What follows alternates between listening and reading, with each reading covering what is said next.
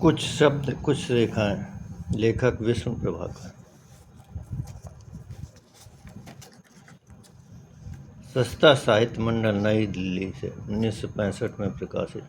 कुछ शब्द कुछ रेखाएं। विष्णु प्रभाकर। विभिन्न व्यक्तियों के संस्मरण तथा रेखा। कल आप सबने सुना खान में शेख मोहम्मद जान के बारे में, उनका रेखा चित्र पढ़ा गया। आज बारी है प्योत्र वारान्निकोव की। कई वर्ष पहले किसी उत्सव में जाना हुआ था। तो आप सबका भी स्वागत है। अचानक देखता हूँ कि एक विदेशी युवक, जो न केवल गौर वर्ण है बल्कि उसका व्यक्तित्व नारी की सी कोमलता और मधुरता से ओतप्रोत है, मुख्य द्वार से होकर मुझसे कुछ दूर पर बैठ गया और शीघ्र ही उसके आसपास आत्मीयता का वातावरण सजग हो आया। और तभी किसी ने मेरे कान में कहा कि ये श्री वारान्निकोव हैं, रामचरितमानस का जिन्होंने रूसी भाषा में अनुवाद किया है। उन्हीं एकेडेमिशियन वारान्निकोव के ये पुत्र हैं। रूसी दूतावास के सांस्कृतिक विभाग में अभी अभी नए आए हैं। ओह, ये हैं वारान्निकोव, कई बार पूछ चुके हैं। तभी सहसा वारान्निकोव ने मेरी ओर देखा, मुस्कुराए और हाथ जोड़कर नमस्कार किया। वह मुस्कान इतनी मधुर, कोमल और इतनी स्नेहसिक्त थी कि नारी भी लजा जाए। प्रथम परिचय की ये झांकी न जाने कैसे गहरा उठी। पुरुष में जब एक सीमा तक नारी के गुण आ जाते हैं तो वह पूर्ण हो जाता। इस उक्ति को मैंने इसी रूसी युवक में मूर्त देखा। गौर वर्ण, दीप्त नयन, मुख पर खेलती सदा एक आत्मीयता से लबालब सहज मुस्कान और वैसे ही सुकोमल शरीर। बोलते हैं तो न उसमें उग्रता है, न है व्यर्थ का तीव्र व्यंग, बस मात्र अपनत्व, जो समूची मानवता को परिवेश में लिए प्राणवत है। यूँ व्यंग करना उन्हें खूब आता है। वह आग्रही नहीं है या विचारों की दृढ़ता उनमें नहीं है। यह संकेत भी उनके आसपास प्रतिध्वनित नहीं होता, लेकिन उनका व्यंग और उनकी दृढ़ता जिस प्रकार व्यक्ति होती है, उसमें तिक्तता का लेश भी नहीं रहता और न रहती है अपने विरोधी को अपदस्थ करने की भावना। जड़ें उनकी सुदृढ़ हैं, इसीलिए उनकी कोमलता मन को खींचती है और स्नेह से आप्लावित करती है।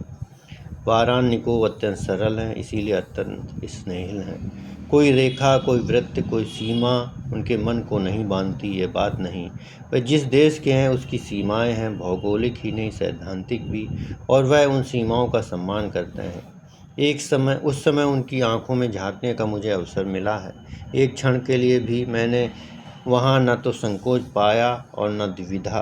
पूरी शक्ति के साथ उन रेखाओं की वे रक्षा करते हैं, लेकिन उतनी ही शक्ति के साथ वह उन रेखाओं से पूर्ण सहमत न होने वाले व्यक्ति को स्नेह भी देते हैं। सह अस्तित्व में उनका विश्वास है और इस विश्वास के आधार इतने गहरे हैं कि सब सहज हो रहता है। आग्रह अखरता नहीं। वारान्निकोव का जन्म लेनिनग्राद में हुआ। उनकी इच्छा अनेक भाषाएं सीखने के साथ साथ इंजीनियर बनने की थी, लेकिन जाना पड़ा द्वितीय विश्व युद्ध में। सन 1947 में वहां से मुक्ति मिलने के बाद वे हिंदी संबंधी काम में लग गए। पिता के कारण रामचरितमानस के प्रति और रामचरितमानस के कारण हिंदी के प्रति उनमें अनुराग पैदा हुआ। यही अनुराग उनके जीवन का आधार बन गया और इसीलिए जब तक वे भारत में रहे, किसी ने ऐसा अनुभव नहीं किया कि वे अभारतीय हैं। जितना वह घूमे, जितने मित्र उन्होंने बनाए, हिंदी के लिए जितना काम उन्होंने किया, उतना बहुत कम विदेशियों ने किया होगा। उन्होंने हिंदी भाषा का जिस दृष्टि से अध्ययन किया, वह विदेशियों के लिए आदर्श है। केवल वारान्निकोव ही हिंदी के प्रति अनुरक्त नहीं है, उनकी पत्नी रीमा भी उसी आग्रह के साथ हिंदी भाषा और साहित्य का अध्ययन कर रही हैं। वारान्निकोव के शब्दों में कहना चाहिए, सन 1946 में एक लड़की रीमा से परिचय हुआ। वह भी 1947 में विश्वविद्यालय में पढ़ने जा रही थी, तो इसे मैंने अपने साथ हिंदी विभाग में खींच लिया और सितंबर 1948 में हमारी शादी हुई। आज रीमा जी लेनिनग्राद में हिंदी पढ़ाती हैं और उसी स्कूल में उनकी बेटी ओल्गा जन्म 1949 भी हिंदी पढ़ती है। बेटा अलेक्सेय पेट्रोविच वारान्निकोव जन्म 1955 भी हिंदी जानता है। पूरे का पूरा परिवार हिंदी के प्रति अनुरक्त है और यह अनुरक्ति अत्यंत हार्दिक है। 1962 में लेनिनग्राद जाना हुआ। मॉस्को से रात की ट्रेन में से चले थे। अगले दिन लेनिनग्राद स्टेशन में बड़ी धूमधाम से स्वागत हुआ, परंतु बहुत खोजने पर भी उस भीड़ में वह सुकोमल मुस्कुराता हुआ चेहरा दिखाई नहीं दिया। सोचा शायद अचानक कहीं बाहर चले गए, लेकिन जैसे ही होटल में पहुंचा तो सहसा एक सुपरिचित स्वर सुन पड़ा, विष्णु जी, विष्णु जी। रोमांच हो गया। स्वर के सहारे उधर को लपका। दूसरे ही क्षण पाया कि वारान्निकोव गले से चिपक गए। बोले, मैं तो तुम्हें स्टेशन पर ढूंढता रहा। साथी ने कहा, तब से पगले से तुम्हें ही खोजते फिर रहे। प्राण पुलक पुलक उठे। पूरे 3 दिन जब तक मैं वहाँ रहा, वारान्निकोव निरंतर साथ रहे। ज्योतिष के अनुसार जब 2 व्यक्तियों के अंक मिल जाते हैं तो उनमें सहज स्नेह पैदा हो जाता है। नहीं जानता हमारे अंक मिलते हैं या नहीं, लेकिन वारान्निकोव का स्नेह मुझे एक तक ही सीमित रहा हो, यह बात भी तो नहीं है। उन 3 दिनों में जिस किसी ने भी जो कुछ जानना चाहा, जो कुछ पाना चाहा, वह यथासंभव वारान्निकोव में उनके लिए सहज भाव से उपलब्ध कर दिया या करा दिया। अगर वह नहीं मिलते तो यह निश्चित है कि मैंने लेनिनग्राद की आत्मा को जरा भी न पहचान पाता। कहाँ कहाँ वह ले गए, क्या क्या उन्होंने दिखलाया। विष्णु जी, हमारे देश में शादियाँ कैसी होती हैं, देखेंगे? विष्णु जी, पार्टी को जाने दीजिए, आइए हम बाजार में खरीदारी कर लें। आओ नेवा नदी के किनारे घूमें। हाँ हाँ, अध्यापिकाएँ बुला रही, उनके साथ नाचना होगा। सोचता हूँ कि क्या मार्गदर्शक शब्द उनके परिचय को व्यक्त कर सकता है। वे तो मित्र हैं, मित्र जो आज शब्द रूप में व्यापक हैं, लेकिन अर्थ रूप में तिरोहित हो चुका है। भारत में एक दिन किसी समारोह में मिल गए। एक पैग मेरी ओर बढ़ाया, कहा, पियो। मैंने उत्तर दिया, मैं तो नहीं पीता। वह मुस्कुराए, तो फिर हमारी मित्रता कैसी? मैंने कहा, मित्रता क्या इस पैग में भरी हुई है, और फिर है भी तो तुम पियो, मैं पाऊंगा। भारत में या लेनिनग्राद में उन्होंने मुझसे फिर कभी तो आग्रह नहीं किया, अपने घर पर भी नहीं किया। मजाक अक्सर करते रहे। उनके घर की खूब याद है, दिल्ली के घर की नहीं जहाँ मैं खाना खा चुका हूँ, बल्कि लेनिनग्राद के घर की। शहर के पुराने भाग में वे रहते हैं। लंबे चौड़े जीने पर चढ़कर जब मैं एक बहुत ऊंचे किवाड़ों वाले द्वार के सामने पहुंचा तो ऐसा लगा जैसे मैं आधुनिक युग से बहुत अलग पड़ गया हूँ। मकान 150 वर्ष पुराना तो होगा ही, भीतर भी सब कुछ अस्त व्यस्त था। वे बिल्कुल अकेले थे, और अकेला व्यक्ति, वह भी पुरुष, घर जैसा संभाल सकता है वैसा वह था। लेकिन भारतीयता वहाँ प्रत्यक्ष थी, मात्र अस्त व्यस्तता में नहीं। दीवारों पर सभी चित्र भारत और भारत प्रवास के संबंध में थे। लाइब्रेरी कक्ष में लगभग 7000 हिंदी की पुस्तकों का विशाल भंडार था। व्यवस्था ऐसी पूर्ण कि क्षण भर में पुस्तक और उसके लेखक का पूरा परिचय मिल जाए। चित्र तक रखे हुए हैं। उस दिन उस घर की अवस्था देखकर सहसा मुझे वह दिन याद आ गया जब वारान्निकोव दंपति भारत में एक दिन चुपचाप बिना सूचना दिए हुए मेरे घर पहुंच गए थे, और रीमा जी हम लोगों की परिपाटी का ध्यान रखकर मिठाई का डब्बा ले जाना नहीं भूली थी। बैगर में चाय पीकर एकाएक वह बोली, अपने घर चलो अभी? हाँ, मैंने कहा, तो फ़ोन कर दूँ? वे बोले, ना, ऐसे ही चलो। वे हमें अपने सहज रूप में देखना चाहते। सबको आश्चर्य में डालते हुए उस दिन उन्होंने जिस आत्मीयता का परिचय दिया था, वही आत्मीयता इस घर के वातावरण में मुझे दिखाई दी। संतोष हुआ कि लेनिनग्राद और भारत चाहे कितने भी दूर क्यों न हो, उनके जीवन में, रहन सहन में और व्यक्तियों में काफ़ी समानता है। रीमा न केवल हिंदी पढ़ाती हैं, बल्कि समय समय पर भारत के संबंध में आकाशवाणी पर बोलती भी रहती हैं। एक पुस्तक भी उन्होंने लिखी है। कुछ ही दिनों में उन्होंने भारतीय जीवन की विशेषताओं पर बड़ी लगन के साथ अध्ययन किया। एक एक बात को लेकर वह गहराई में जाती थीं। एक बार वह उन शब्दों का संकलन करने में व्यस्त हो उठी जिनका पुरानी परिपाटी के लोग उच्चारण नहीं करते थे।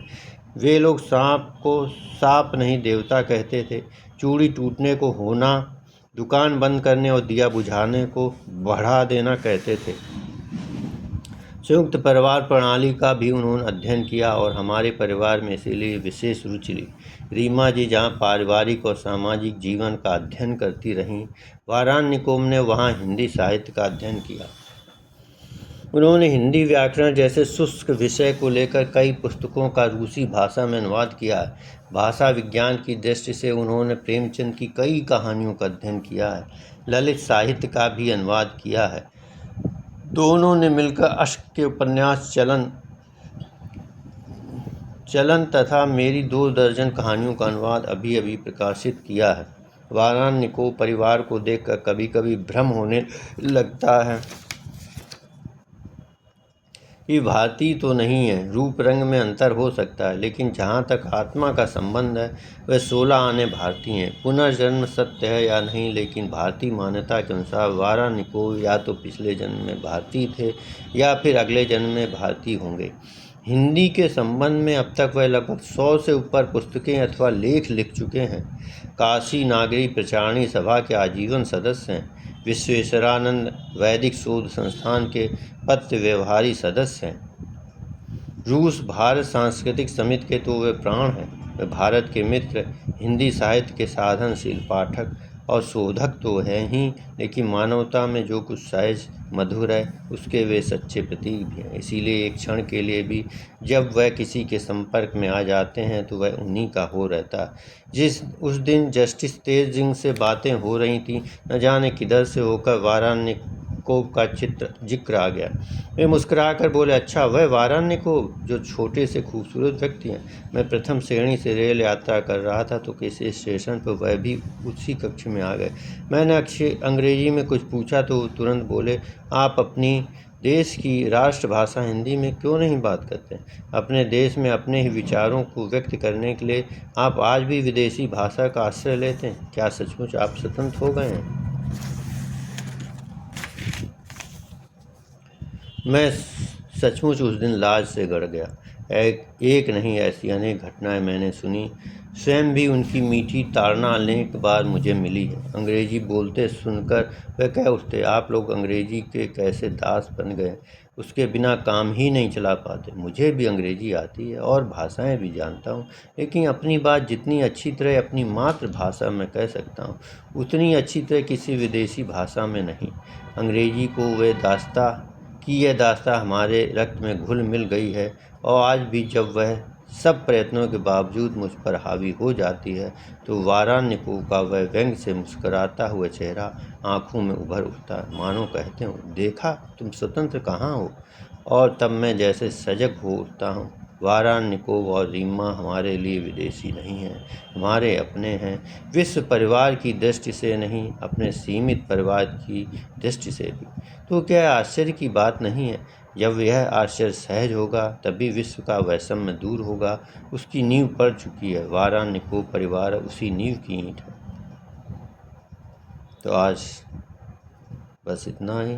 कल फाया अनुमान राजधन एक इंटरव्यू, ये एक इंटरव्यू कल के लिए। धन्यवाद, आभार, नमस्कार।